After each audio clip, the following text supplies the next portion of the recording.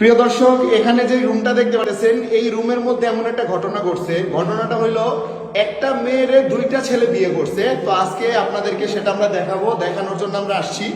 তো চলেন আমরা একটু দেখাই যে একটা মেয়েকে দুইটা ছেলে কিভাবে বিয়ে করলো। কোন রুমে আছে জানো? না, এই রুমে নাই। আচ্ছা, এই যে এই রুমের মধ্যে আছে। হোসেন ভাই, গেটটি এটা খুললেন তো, এটা সরান তো একটু দেখি আমি। হ্যাঁ, ঠিক আছে। এই যে দেখেন দর্শক, দেখতে পারতেছেন আপনারা, এই যে দর্শক আপনাদেরকে দেখাতে পারতেছি আমরা, এই দুইটা জামাই আর বউ হচ্ছে এই যে এমি, ঠিক আছে। তো প্রিয় দর্শক, আজব এই ঘটনা বাংলাদেশের ইতিহাসে আর কখনো ঘটছে কিনা আমি জানি না, যে একটা মেয়ের দুইটা ছেলে বিয়ে করছে, ঠিক আছে। তো ভাই, আমি একটু কথা বলতাম আপনাদের সাথে। জি ভাই, বলেন। ভালো আছেন? জি, আলহামদুলিল্লাহ। আপনার নামটা বলেন। আমার নাম মোহাম্মদ মাহফুজুর রহমান। মাহফুজুর রহমান। আপু, আপনার নাম কি? আমার নাম মাহি শুভ্রা। মাহি শুভ্রা। আচ্ছা ভাই, আপনার নাম কি? এমডি নিয়ামুল হক। এমডি নিয়ামুল হক। আচ্ছা, তো আপনারা একটু বলবেন যে আপনারা কেন একটা মেয়েকে দুইজন ছেলে মিলে বিয়ে করলেন, একটু বলেন বিস্তারিত। কে বলবেন? আপু, আপনি বলেন, আপনি কেন দুইটা ছেলেকে একসাথে বিয়ে করলেন? বলবেন? মানে আপনি বলবেন না? আচ্ছা ভাই, আমি বলি। লজ্জা পাচ্ছেন আপনি? প্রিয় দর্শক দেখেন, আপু কিন্তু লজ্জা পাচ্ছে।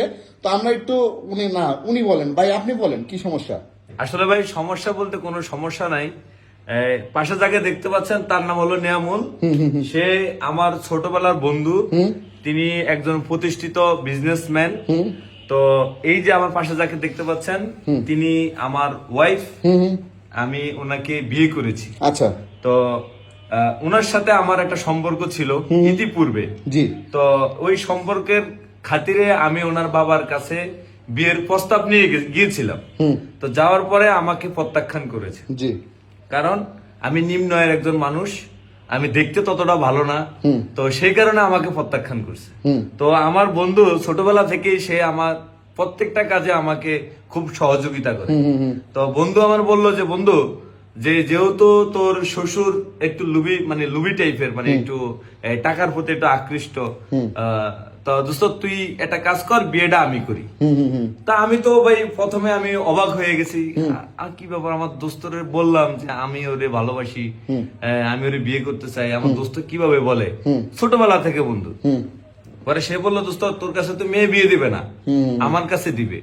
কারণ আমি একদম প্রতিষ্ঠিত ব্যবসায়ী, আমার টাকা আছে। তো আমার দোস্ত আপনার গেছে আর কি এই প্রস্তাব নিয়ে। যাওয়ার পরে আমার শ্বশুর দোস্তের সবকিছু দেখে তার সাথে আমার এই ওয়াইফকে বিয়ে দেওয়ার জন্য তিনি রাজি হন। আচ্ছা আচ্ছা, মানে তখন আপনাদের বিয়ে হয়নি? না না, আমাদের বিয়ে হয়নি। তখন আমার দোস্ত আমার আইসা বললো, দোস্ত আমি তো বিয়ে করতে যাব, তোরও যেতে হবে। তা দোস্ত যে আমার শ্বশুর যে রাজি হয়েছে, এটা আমার দোস্ত আমাকে প্রথমে বলে নাই। তো আমি দেখলাম যে ঠিক আছে যাই। দোস্ত বললো, ছোটবেলা থেকে তো তুই একটা শার্ট পরলে সেম শার্ট আমিও পরতাম, তুই একটা প্যান্ট কিনলে সেম প্যান্ট আমিও কিনতাম। তো দোস্ত এলা তুই একটা শেরওয়ানি নে, আমি একটা শেরওয়ানি নেই। তাই বলছি যে ভালো।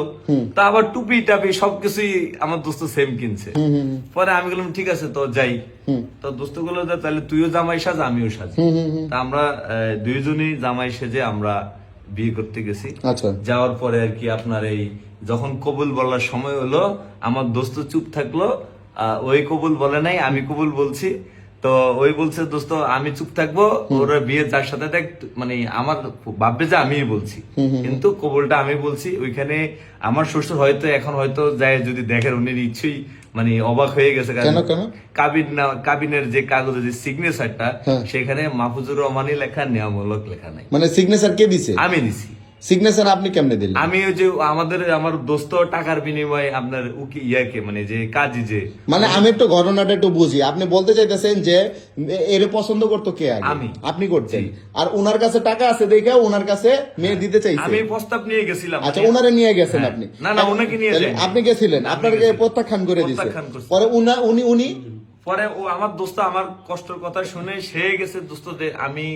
এখন আমি একটু জানি, মানে আপনারা দুইজন যে শ্বশুরের কাছে গেলেন, শ্বশুরের কাছে যাওয়ার পরে মানে যখন বিয়ে করতে গেলেন, যখন দুইজনে এই যে জামাই সেজে গেলেন, তখন কেউ জিজ্ঞেস করে নাই? না, আমরা তো ওইখানে তো এইভাবে একদম টুপুর টাপুর মাথায় তাহলে আমরা ও বলছে যখন মানে আপনার কবুলের সময় আসছে, তখন ও বলছে যে দোস্ত আমার একটা দোস্ত আছে, আমি ছোটবেলা থেকে যেরকম ওই অনেক কিছু দেখাইছে, অনেক কিছু proof দিছে যে ও যে জামা পরতো আমি এই জামা পরতাম, তা আমার দোস্ত আমার সাথে এরকম সাজবে, আচ্ছা। আপনাদের কোনো অবজেকশন আছে? তখন ওর বা আমার শ্বশুর তো অনেক লোভী, তো সে ওর তো অডাল টাকা, তো সে টাকা লোভ চিন্তা করছে এরকম একটা সুন্দর ছেলে হাত ছাড়া হয়ে যাবে, একটু নয় মাই নিয়ে নিলাম। আচ্ছা, মানে বিয়ে করার সময় উনি তো জামাই সাজছেই, তো সাথে আপনিও জামাই সাজছেন, বাট এখানে হচ্ছে গিয়ে আপনার কবুল, উনি চুপ থাকছে, আপনি কবুল বলছেন, তাহলে আপনি মুখ লাগান, এটা দেখেননি মানুষ কাজী। আমি একটু ছোট করে বলি। ও ভালো কথা, কাজী তো আপনাদের না? জি আমাদের। ও আচ্ছা, হ্যাঁ আপনি কি বলবেন? বলি মানে আমি ওদের বাড়িতে আমার যে মানে ঘটক, উনি বিয়ের প্রস্তাব নিয়ে গেছে, আমার কথা বলার পরে তার রাজি হয়েছে। যাই হোক, আমরা আনুষ্ঠানিক ভাবে আমাদের গার্জিয়ান সহ আমরা যে মেয়ে দেখলাম, আমার পছন্দ হয়েছে, জি ঠিক আছে। কিন্তু এর আগে আমি জানছি যে আমার বন্ধুর সাথে রিলেশন ছিল, কিন্তু আমার বন্ধুর সাথে ওর বাপে দিবে না। হ্যাঁ, মানে আপনি এটার পরে এত কিছু যে করলেন আপনি, এখন বর্তমানে আমি একটু জানতে চাচ্ছি, এখন বর্তমানে হচ্ছে গিয়া এই মেয়ের পরিবার, ঠিক আছে আপু, মানে আপনার নাম কি যেন বলছিলেন? মাহি শুভ্রা। আচ্ছা, মাহি। তো এই যে মাহির পরিবার তো তাহলে জানে হচ্ছে গিয়ে আপনার সাথে বিয়ে দিচ্ছে, কিন্তু বাস্তবিক অর্থে মানে ওই যে সার্টিফিকেট অনুযায়ী এবং কাবিননামা অনুযায়ী বিয়েটা কে করছে? আমি করছি। আপনি করছেন? এটা মেয়ের পরিবারের কেউ জানে না, এটা কেমনে সম্ভব? ভাই? আমরা দুই বন্ধু। এটা মানে মানে আমাদের কাজী আপনাদের নিজের ছিল? আমাদের কাজী, আমার জানা মতে তো কাজী মেয়েদের পক্ষ থেকে হয়। না না, কাজী আমরা নিয়ে গেছি, কারণ আমার বন্ধুর টাকা দেখে আমার শ্বশুরের মাথা। কাবিন কয় টাকা ছিল? কাবিন হয়েছে আমার বন্ধু বলছে 3.5 লাখ টাকা দিচ্ছে। 4 লাখ টাকা কাবিন হয়েছে, 3 লাখ মানে 4 লাখ টাকা কাবিন হয়েছে, 50,000 টাকা উসল, ঠিক আছে। তা 3.5 লাখ টাকা মূল কাবিন। তা হওয়াতে আমার যে শ্বশুর, মানে আমার শ্বশুর তখন মানে তারা জানে যে আমি সে মানে এখন আপনার কথা হলো এই যে আপনি এখন যে বিয়ে করলেন, বিয়ে করে এই যে এলাকার মানুষ সবাই জানে কিন্তু আপনি বিয়ে করছেন, এখন সংসার করবো এতে করে কি আপনাদের কোনো প্রবলেম হবে না? আপনি কি বিয়ে করছেন আগে? আগে বিয়ে করছেন, তো ভবিষ্যতে আপনার বিয়ে করতে সমস্যা হবে না? বলবে ছোটবেলা একটু বলি ভাই, আমরা ছোটবেলা একসাথে চলতাম, তো ওর প্রত্যেকটা জিনিস আমার মানে কষ্ট লাগতো যে আমি যেটা যেভাবে চলাফেরা করি, ও যদি না চলতে পারতো তখন আমার খারাপ কষ্ট লাগতো। তো আমি প্রত্যেকটা জিনিস আমি চেষ্টা করতাম আমি যেভাবে চলি ওর ওইভাবে চালানোর জন্য।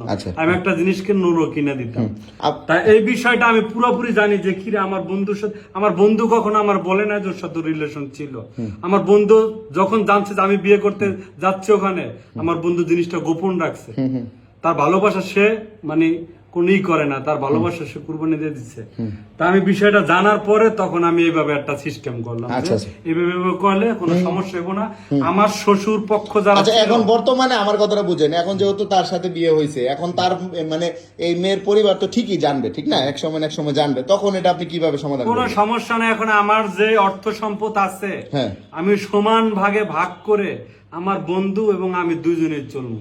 মানে কি, মানে আপনি আপনার সম্পত্তির অর্ধেক ওনার দিয়ে দিবেন? অর্ধেক আমি লেখ অলরেডি দিয়ে দিচ্ছি, এখন মেইন কাগজ বের হইলে ওকে, কাগজ বের হইলে ওকে। ও তাইলে তো মোটামুটি উনি সম্পত্তির মালিক হয়ে যাবে। আর মেয়ের বাপের তো সম্পত্তিরই দরকার। আমি জানি না এরকম বাপ আছে নাকি দুনিয়াতে যে সম্পত্তি লোভে হচ্ছে বিয়ে দেয়। আমার শ্বশুরটাই জলজন্ত প্রমাণ। আচ্ছা আচ্ছা, এখন আপনি একটু বলবেন, এই যে মনে করেন হচ্ছে গিয়ে আপনি মানে দীর্ঘ এত কষ্টের পরে সবকিছু মিলে আপনার ভালোবাসার মানুষকে তো আপনি পাইলেন, তাই না? তো সবকিছু মিলে আপনার এখন এই বিষয়টা কেমন লাগতেছে? জি অনেক ভালো লাগতেছে, অনেক আনন্দ লাগতেছে, কারণ এত কষ্টের পরে যে পাইছি রে। তো এখন কথা হচ্ছে কি আপনার, এখন কি আপনি সংসার থেকে কার সাথে করবেন বলেন? অবশ্যই মাহফুজের সাথে। ওর সাথে করবেন? ওর সাথে কেন করবেন না? ও সবাই জানে তো আপনার হাজবেন্ড, সবাই জানলে তো ইসলাম। আচ্ছা ভালো কথা, ধরেন আজকে আপনার মানে হচ্ছে আপনার বাপের বাড়ি থেকে আজকে আসছেন না, আজকে আসলে হচ্ছে কালকে তো আবার নিতে আসবে। কারে নিতে আসবে? কে নিবে? মানে কে যাবে? তখন একদিন না একদিন তো জানবে না। মানে কালকে কে যাবে? কালকে কে যাবে? হ্যাঁ ওই যাবে কালকে, হচ্ছে ও যাবে। কিভাবে এটা মানাবেন? কিভাবে এটা মানাবে? এটা যেটা সত্য এই বিষয়টা ভাইয়া আমি যে, আচ্ছা আমি একটা কাজ করতে পারি। হ্যাঁ বলেন বলেন। যে আমার বন্ধুর যে শ্বশুর, হ্যাঁ তাকে আমি খবর দিছি যে সকালে আসবে, মানে মেনিতে আসার আগে গার্জিয়ান আসে বাড়ির খোঁজ খবর নিয়ে। আমার শ্বশুর পক্ষ থেকে, আমার শ্বশুর মানে আমার বন্ধুর শ্বশুর, তারা তো জানে আমার শ্বশুর, আমার বন্ধুর শ্বশুর আসবে, আসলে বিষয়টা নিয়ে তারা নাম বৈশা তখন একটা ফাইসালা মতো তারা বুঝে আমি বলবো। বুঝতে পারছি। তখন যদি মানে না, তখন মেয়ে বিয়ে হয়ে গেছে যেহেতু বাসরঘর হয়ে গেছে, কাগজপাতি তারা দেখাবো যে দেখেন আপনি তো অর্থ সম্পদের লোভে আমার কাছে বিয়ে দিচ্ছেন, এখন আপনার জামাই অর্থ সম্পদ ছাড়া না, তাহলে আপনি অর্থ সম্পত্তি তো পাই গেল, কাগজপাতি দেখেন এই তার আমি এগুলো দিছি।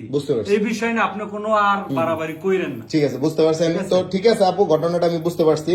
তো তো প্রিয় দর্শক আসলে আমরা যেটা ভাবছিলাম ঘটনাটা তার উল্টা, মানে আমি শুনছিলাম, মানে আমি কিন্তু ইন্টারভিউ থেকে মানে নেওয়ার জন্য ঢাকা থেকে সে অনেক দূর চলে আসছি, এই আপনার কুড়িগ্রাম চলে আসছি। তো এই কুড়িগ্রাম আসছি শুধুমাত্র একটা কারণেই যে মূল ঘটনাটা আপনাদের জানাবো, বাট আইসা দেখলাম ঘটনা অন্যরকম। ফার্স্টে শুনছিলাম যে একটা মেয়েরে 2টা ছেলে বিয়ে করছে, কি আগরুম বাগরুম কত কথা না কথা, মানে যখন তারা আসতেছিল তারা নাকি দুজন জামাই সাথ ছিল, জামাই ছিল আর বউ ছিল একজন। তো মানুষ তো আমাকে জানাইছে, পরে আমি চলে আসছি, বাট এখন তো আমি মূল ঘটনাটা শুনতে পারলাম। তো টেকনিকটা কিন্তু অস্থির ছিল, অবশেষে ভালোবাসার মানুষ তারা একত্রিত হয়েছে, বাট উনি হচ্ছে গিয়ে আপনার এই কাজটার ভিতরে সম্পূর্ণ ক্রেডিট তার। তো ভাই আপনাকে অসংখ্য ধন্যবাদ। আপনার মতো বন্ধু প্রত্যেকটা পরিবারে একটা করে দরকার, প্রত্যেকটা বন্ধুরই দরকার। এত করে যারা ভালোবাসে প্রেম করে তারা অন্তত মনে করেন বিয়ের স্বাদটা আর কি গ্রহণ করতে পারবে তার নিজের বন্ধুদের ভালোবাসার আমি মানুষের একটা সাথে। কথা বলবো ভাইয়া যে অনেক বন্ধুর টাকা আছে, অনেক বন্ধুর নাই, এই জন্য অনেকে অ্যাভয়েড করে চলে এটা যে ওর ঠিক টাকা না, নাই, এটা ঠিক আমার না। টাকা আছে। আসলে বন্ধু যদি আমরা বন্ধুর খাতায় নামই লেখায় থাকি, তাহলে বন্ধু হয়ে যদি মানে বন্ধুর বন্ধুত্বের- উপকার করতে না হ্যাঁ। পারি, তার পাশে না থাকতে পারি, তাহলে কিসের বন্ধু? না ঠিক বলছেন আপনি। তো ঠিক আছে ভাইয়া, আপনাকে অসংখ্য ধন্যবাদ। আপু আপনাকে অসংখ্য ধন্যবাদ। আপনাদের দাম্পত্য জীবন সুখময় হোক সে আশা ব্যক্ত করে আমরা বিদায় নিব ভাই। ঠিক আছে, ভালো তো ভাই থাকবেন আপনি। আমি এটা কথা বলি, বলেন। সেটা হলো পৃথিবীতে সকল শক্তিশালী জিনিসের চাইতে শক্তি হলো, মানে পৃথিবীতে সকল শক্তির চাইতে মহাশক্তি জিনিসটা হলো ভালোবাসা। আচ্ছা, একটা মানুষের ভিতরে যদি পরিপূর্ণ ভালোবাসা থাকে তাহলে তার দ্বারা সবকিছু করা সম্ভব। জয় করা সম্ভব। তো প্রিয় দর্শক, এটাই হচ্ছে তার বাস্তব প্রমাণ। সো দর্শক, আজকের ভিডিওটা আমি এই পর্যন্ত রাখছি। সবাই ভালো থাকুন, সুস্থ থাকুন। দেখেন এই যে তার বাসর ঘর, এই যে আজকে বাসর ঘর। আমি তো ফার্স্টে ভাবছিলাম এখানে মনে হয় 2জন মিলে বাসর করবে। ঠিক আছে, আচ্ছা ভাই জামাই বই কই, একটু বসেন না এখানে, একটু দেখি আপনাদের একটা ছবি টবি তুলি আপনাদের। তো দর্শক, আসলে প্রকৃত জামাই হচ্ছে উনি, আর প্রকৃত স্ত্রী হচ্ছে উনি, আর উনি হচ্ছেন গিয়ে মানে আগাছা নাকি ভাই? না, উনি অনেক ভালো একটা মানুষ। ঠিক আছে, ওনার মতো বন্ধু হাজারে হাজার দরকার। তো এই যে প্রকৃত হাজবেন্ড ওয়াইফকে দেখতে পারতেছেন আপনারা। তো দর্শক দেখতে পারতেছেন কি অসাধারণ তাদের চাহনি, কি অসাধারণ চেহারা, কি অসাধারণ লুক, সবকিছু মিলিয়ে মাশাআল্লাহ চমৎকার লাগতেছে। তো আপনাদের দাম্পত্য জীবন সুখময় হোক সে আশা ব্যক্ত করে বিদায় নিচ্ছি প্রিয় দর্শক। ধন্যবাদ সবাইকে। আসসালামু আলাইকুম ওয়া রাহমাতুল্লাহি ওয়া বারাকাতুহু।